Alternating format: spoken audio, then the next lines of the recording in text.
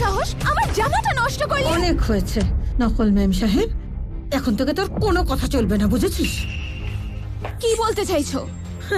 বাজে বকছি। এবার বুঝতে পেরেছিস তুই?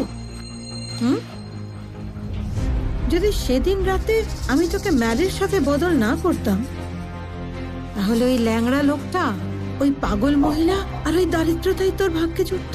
কারণ তুই হলি ওদেরই সন্তান। অসম্ভব, এসব মিথ্যে। আমার কথায় বিশ্বাস না হয় তাহলে হাসপাতালে গিয়ে তোর ডিএনএ টেস্ট করে নে। তখন তুই নিজেই জানতে পেরে যাবি যে তোর বাবা মা আসলে কে। কি চাই কি তোমার?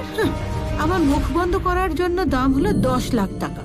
ওটা দিয়ে দে, আমি নিজে থেকেই এই পরিবার থেকে দূরে চলে যাব। আর তারপর কেউ তোর আসল পরিচয় জানতে পারবে না। পাগল হয়ে গেছো?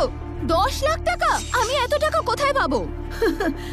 তবে তো আমিও বলতে পারবো না কবে এই কাগজপত্র আমার হাত থেকে মিসেস লিলির হাতে চলে যাবে।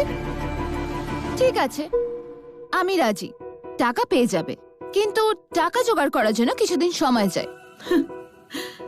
আমি সুখবরের অপেক্ষায় থাকবো ম্যাম সাহেব, কিন্তু মনে রাখবেন আমার ধৈর্যটা একটু কম।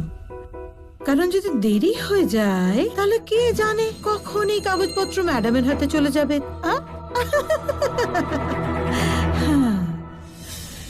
তোমার মুখ তোমার মৃত্যু হলে বন্ধ হবে।